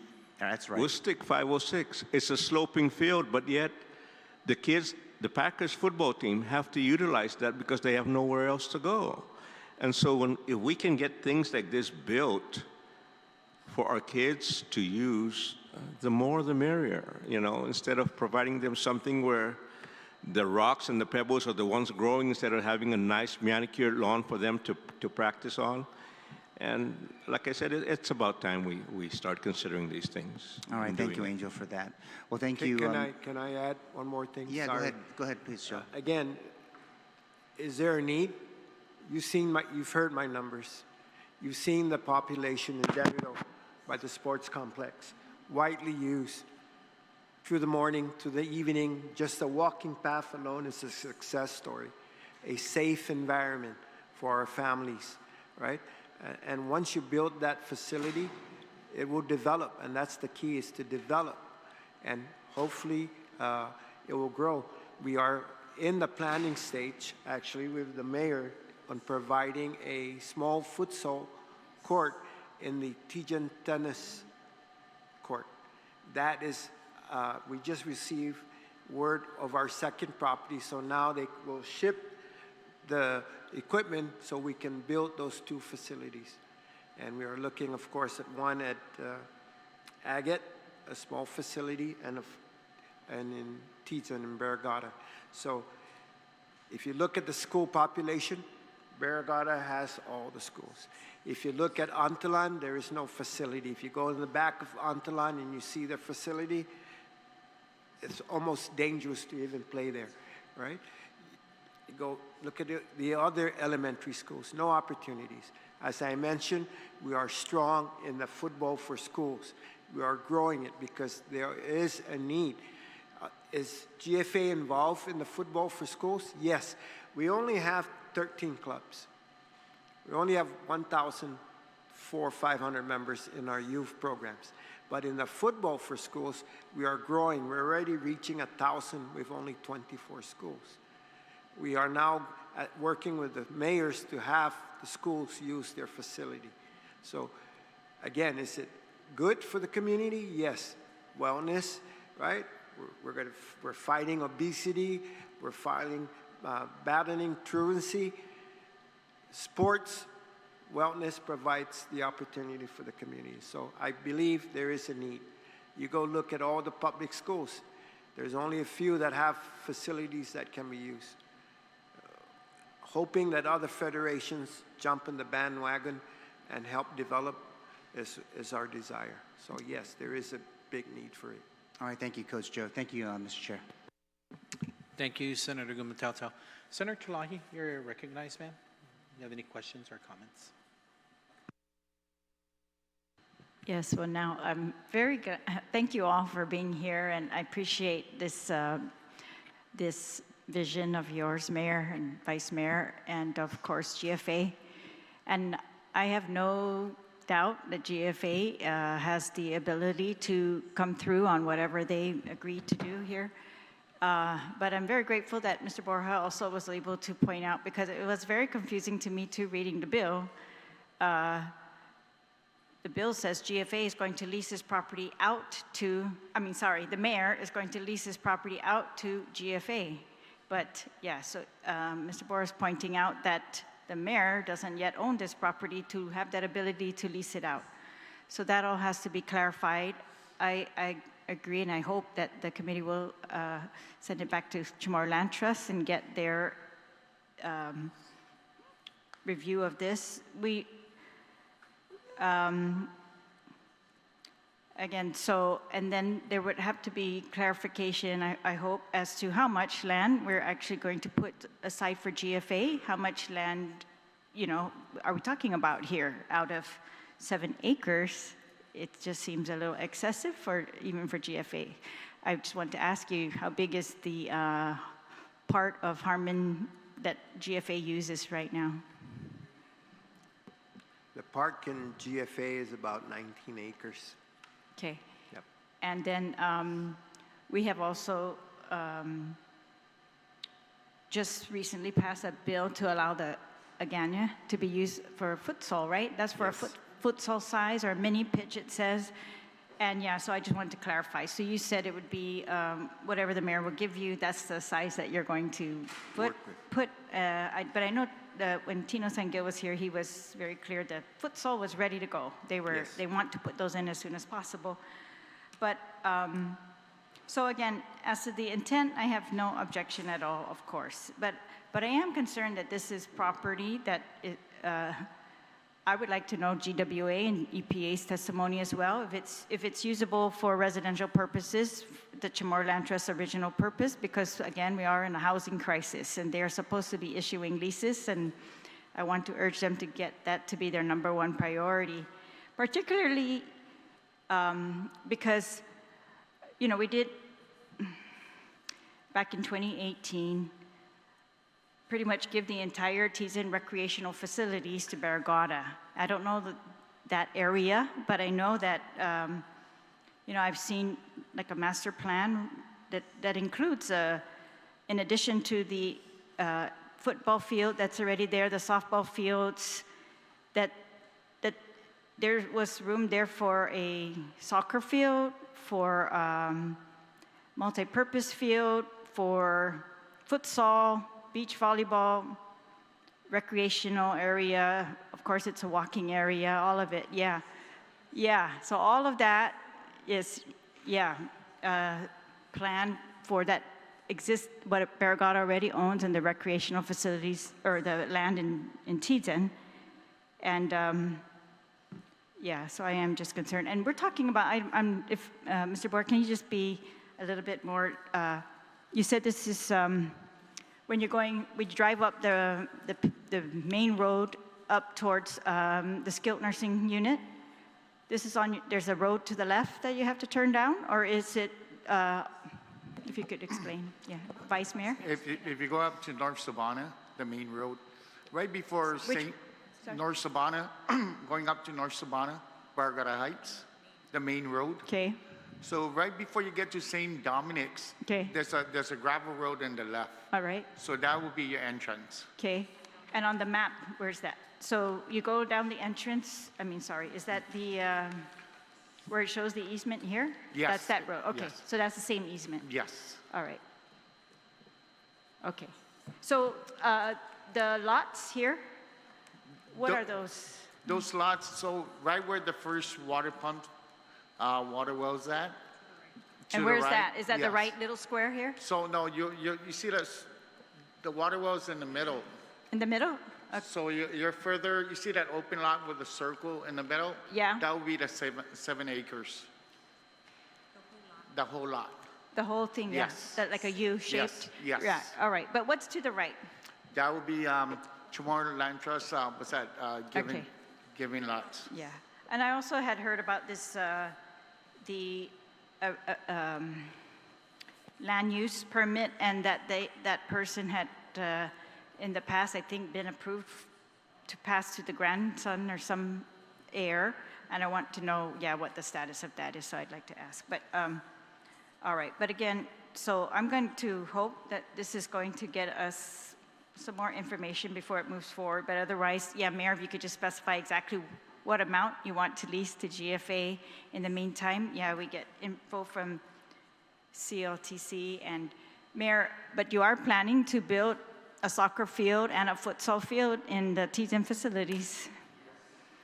All right, but you're saying you need another one up there as well? This is right above, just as on top of the hill of the Harmon, right? Yeah, so, okay, so it's So just, for us right? to actually where we're gonna, how to enter, just go behind Conwood. Yeah. There's that little gravel road that goes back. That will lead you to where the water stations or the water Yeah. pumps there, the wells. And that's the property that was identified for the purpose of a sports field for Barrigada. And it's really not usable for a home because one, there's a lot of limestone. It's just all rocks. And, you know, and not only that, you cannot contaminate our water wells. So that was another, I just submitted and they have copies that will also assist you in terms of what the findings were with what, all right. M17 and M20, the waters. Okay, but this is, it's right near Harmon, right? Isn't it? We're not in Harmon, it's in the Barrigada lower part. Harmon is further north. Yeah, but just down the road, right? Actually, if you go behind, what's that, Catholic Social Service? Yeah. So if you go to the dead end, it's just right behind Yeah. Catholic Social Service. I understand, so, but I'm just saying, yeah, it's, all right. And then you do have the T-Zim facilities available to you, able to fit these, sounds like a full soccer field and a futsal field as well. And if I could just ask GFA, you know, we had also, I know I had sponsored at least one of those and the one for ORDOT. So we also gave for ORDOT, Talafofo, Agat is currently being built. Just what is the status of the ORDOT, if you could remind me? The ordered property is a property that was actually owned by GFA. As you know, the military construction has skyrocketed the cost of building, right? And we have not started the construction in Chalampago, right? We've started Agat. We are now going to start in Talofofo as we've cleared some funding from FIFA. And then good news, we have the World Cup. And our funding cycle ends this year. We have another funding cycle that starts in 2027 next year. And they're predicting at least a 25% increase in the funding. So with that funding, we hope to finish off Talofofo and eventually resolve what we're going to do in Chalampago. Chalampago is a property that GFA owns. Well, we had a bill to Yes, because expand there's that. a little section that Yeah, was we added to exchanged it. property there. Yes. Right. So, yeah, with that said, it is a very good property because it's next to the school, but the cost to develop that property is astronomical, as you mentioned earlier. So, Have you done any studies on this property that we're talking about here? Yes. And you're saying that's going to be less expensive?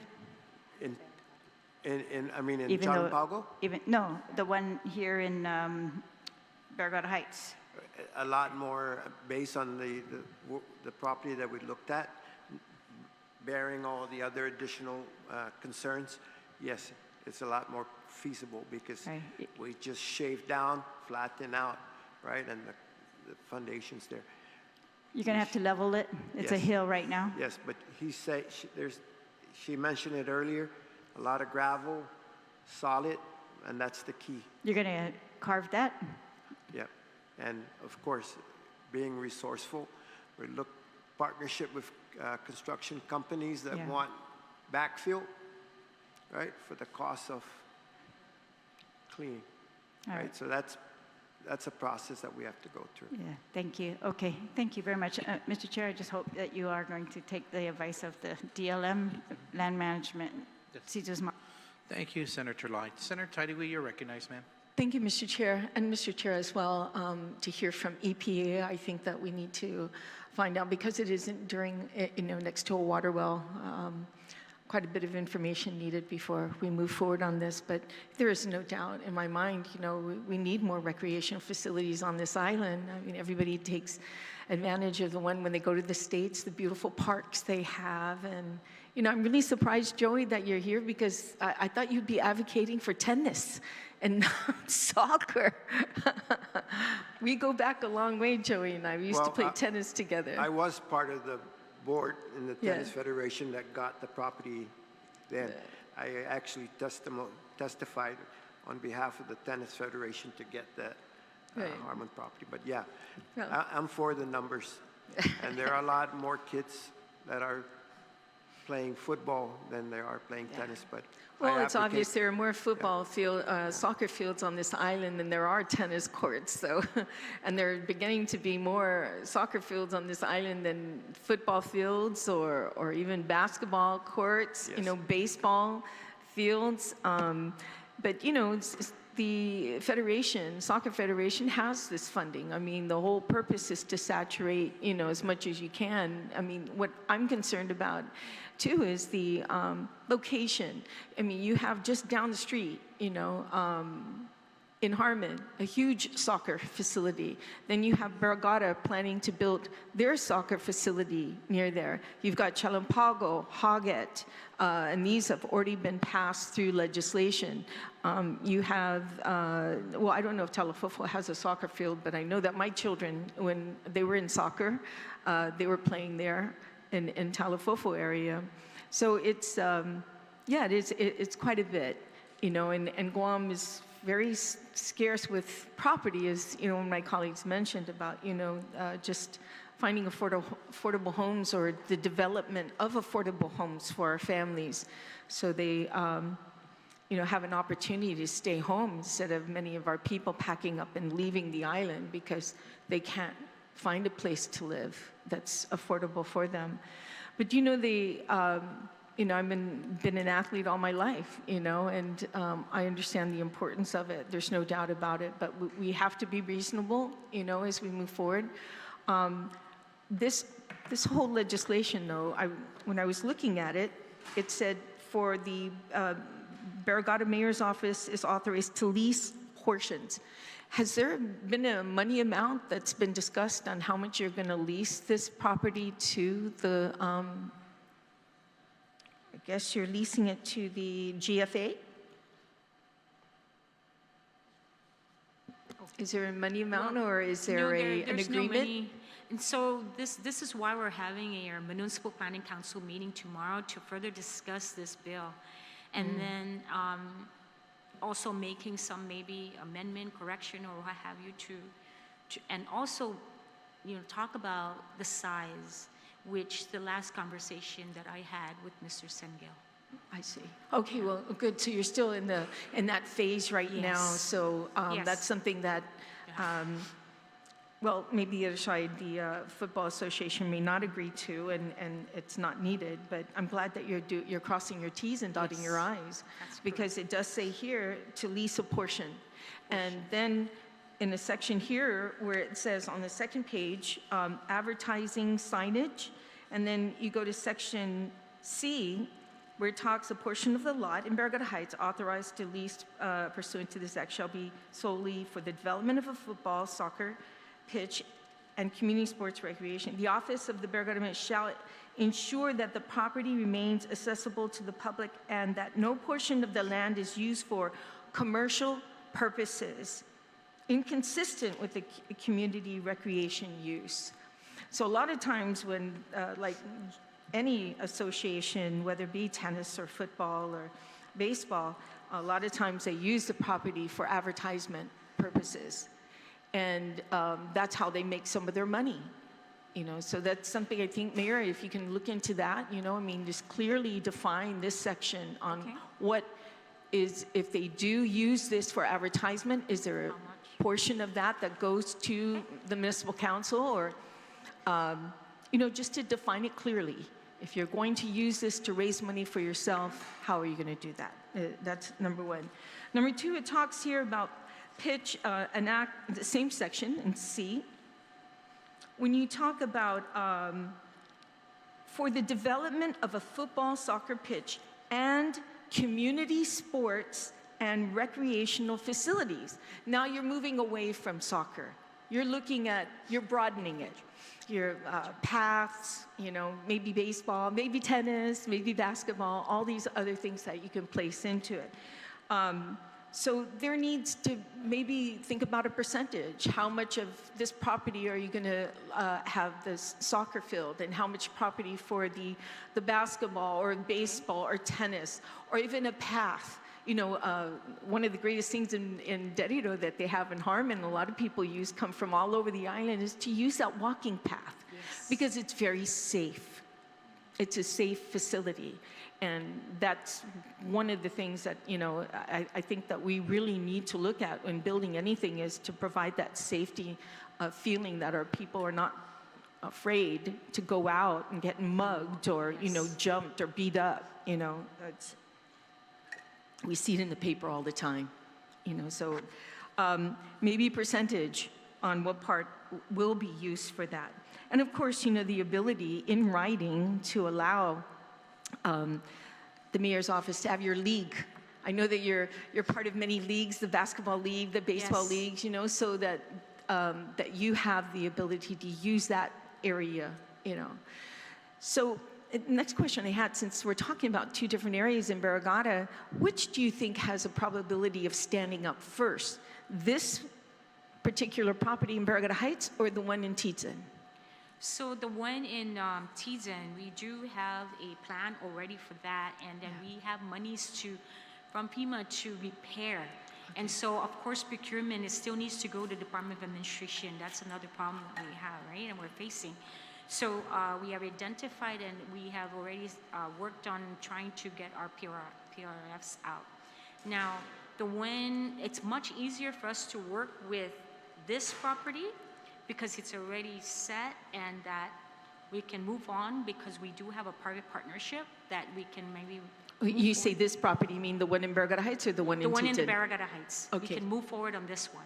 Okay. Because the other one right now, we also need to make and ensure that all the clearances needs to be done, and we need to upgrade it, of course, and that there is a sinkhole, so we're very careful that there's a buffer, and that everybody thinks that we can maximize. No, you can't. Right. Because there is a drainage, a sinkhole there that has been protected, that we cannot touch a buffer zone within the 35 feet around the... in Tizan or Barrigada? In Tizan. In Tizan, okay. So that is why that we can't just utilize all the fields there. We have to make sure we protect it. Mm-hmm. Very good. Yes. And that's why it's so important too, Mr. Chair, on getting these reports, not just by EPA and some of the other government agencies, but WERI could be very helpful in providing certain graphics in that area, and measurements. So, okay, Yeah, it's nice to know that you have opportunities, definitely for Barrigada. The other question I had was for land management. You know, in the section here in land management, as I was looking through the report provided by BBMR, it mentions that for Department of Land Management is authorized to undertake such actions as be necessary to complete the survey and to subdivide the property if needed. Who's going to cover this cost? This is to land management. The legislature.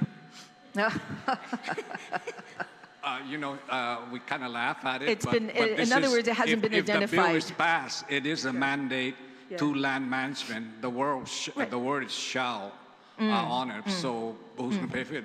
Good. So, you know, Joe, so basically you need funding for this. Well, we have, and unfortunately, it was not recognized in this legislation. So I'm probably one of the worst people who hate putting mandates without, you know, backing it up with some funding, because then it just becomes an unfunded mandate and it never gets done. And the thing is, we want this, you know, this project to get through. So you have no funding for this. I appreciate that, Senator.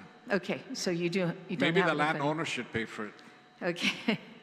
Well, also, you mentioned something about this property going back to Chamorro Land Trust. Well, if the Mayor's Council of Barrigada has this property, why not just revert it back to the Mayor's Council instead of Chamorro Land Trust? So it belongs to Chamorro Land Trust, but then it was given to Barrigada to utilize for a recreational facility. It didn't go that far, Senator. Oh, okay. There was a resolution supporting the land transfer. I see. And in that resolution, it's requesting that if you do have a reversionary clause and you implement the reversionary clause, that it goes back to the Chamorro Land Trust, not to Government of Guam. And is that why you mentioned something about the signature not being there? No, it's just that, you know, that's on the record now, you know, and what it shows, at least in that exhibit, is that the Chamorro Land Trust hasn't agreed to that scheme. You know, it's kind of like a landowner, you survey my property, but can you give me a little design first before you finalize the map? So that's what that scheme is. But the one, and I mentioned in my testimony that there is another scheme. I don't know if it's exactly the same in terms of the lots and sizes and things like that. But that one was signed by a land agent to at the land trust, you know, really with something like that should probably be signed by the chairperson, that the commission approves of that subdivision, you know, rather than a land agent. I see. Joy, I'm sorry, I should have asked you this question when I was asking you about the, you know, the cost of the subdivision. It says also in this legislation to conduct a survey of the property within 60 days. Is that enough time? Sure, we can finish the survey and map in 60 days. 60 days, okay, Just kidding, Senator. I've never seen a survey or mapping done in 60 days. Taking longer than 60 days? You know, you can't even get a rezone thing passed through 60 days. Oh, you're being sarcastic. So no, 60 days is too short? 60 days is unreasonable. It's not reasonable. Okay, I'm sorry. I didn't catch your sarcasm there.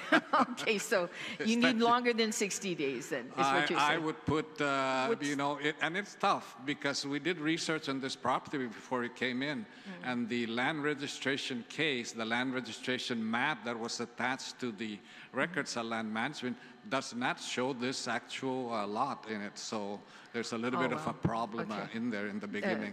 I'm sure we can find it because this property, like I said, the basic lot has been cut up into 3 major portions. So somewhere there's a map, you know, for this. Okay. So Joe, what is reasonable then on a timeline? I would never put a time frame on a survey, you know. You know, it's... You don't know, you know. We've never seen this property. You don't even have a topo map assigned to it.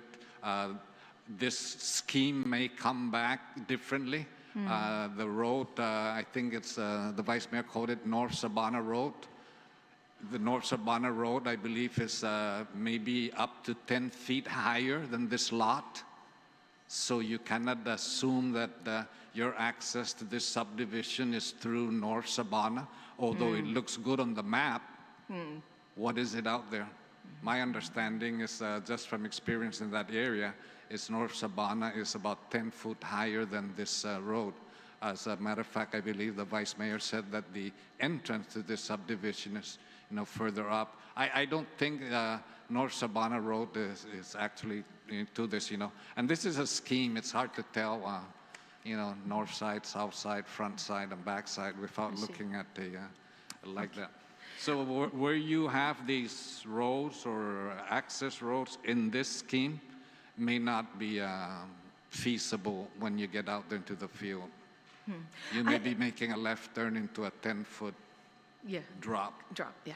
I'm just curious, if we do something like this, it's agriculture, it's zoned agriculture right now. If this were to happen and change, does it need to be changed to a different zone? Or it could stay agriculture and do whatever, Again, Senator, that's why I would suggest that it go back to the commission. What does the commission want? It's their land, but I do note, looking at the scheme, that there are different lot sizes. Is somebody going to have a big, nice yard, or is somebody going to have a mow yard, or is somebody going to open up a pig farm there? I don't know what is the plan of the commission. That's why I say go back to the commission. Are you commission members okay with this scheme before we invest some time and money in surveying the property, and then it comes back that EPA says, well, you can't have a pig farm there. Joe, my last question, Mr. Chair. When surveying the property, will there be an appraisal to the property before surveying it? The reason why I asked for an appraisal, because a lot of times when nonprofit organizations or even the municipal council want to look at, getting grants, this is measurable on what the contribution is on their end in a money amount. And this would be very helpful, but no, can it be appraisals appraised? of properties are not necessary for surveys. Appraisal for properties so it's something different then, right? Totally different from a survey on it. Do you think a property, should be appraised? In this particular case, if it is found out that GWA has a financial interest in it because of their asset, their facility on it, then definitely an appraisal should be done on it. And then again, how are you going to base your lease rates? You must have a parameter. You just don't say, well, how much do you want to lease it for, Good. Yeah. Okay, well, thank you so much. But for surveying, we don't really care about appraisal, other than, who's going to pay for the survey. Okay, yeah, but appraisal is very good to have, moving forward. Yes, and you do agree with that, right, Joe? Yes. Okay, thank you. That being said, thank you so much for everyone for coming forward. And yes, we do. We need to balance this, out in our community. And like you said, get them off the streets. And Mayor, that's such a great comment that you made earlier. Put them in areas that are safe and can exercise, because everybody's sitting down in aircon going like this. We need to put them out. Okay, está. Thank you, Senator Taitigui. I'll go ahead and go back to the author for any closing remarks that you may have, sir. Yes, thank you again, Mr. Chair, for holding this public hearing on Bill 326-38. My challenge to our colleagues, Mr. Chair, that remain up here, not in attendance or since it began and not a member of the Committee on Land, I urge my colleagues to provide your input in the coming days, as outlined in our rules, back to this committee. Send your email to Vice Speaker Tony Atta at guamlegislature.gov with your respective input and recommended changes to make Bill 326-38 better, as many of our colleagues have made it a point to say on the floor in every session with other policies we have addressed in this building since the start of the term of the 38th Guam Legislature. I ask to please help make the bill better at this particular point in the process. And colleagues, while you may have a right to change this policy on the floor across the hall, I urge diligence today and respect always of our process that started here in this body in 1951. For the record, ideas to change any part of this particular bill works in our process here in the Guam Legislature. And again, colleagues, your thoughts that you are even against this particular bill is important too. Thank you in advance for the support of the markup process of Bill 326-38. Again, that is our mandate. It is what we are elected to do here in the Guam legislature. Mr. Chair, Bill 326, if approved, will turn a community-driven idea into a substantive public policy.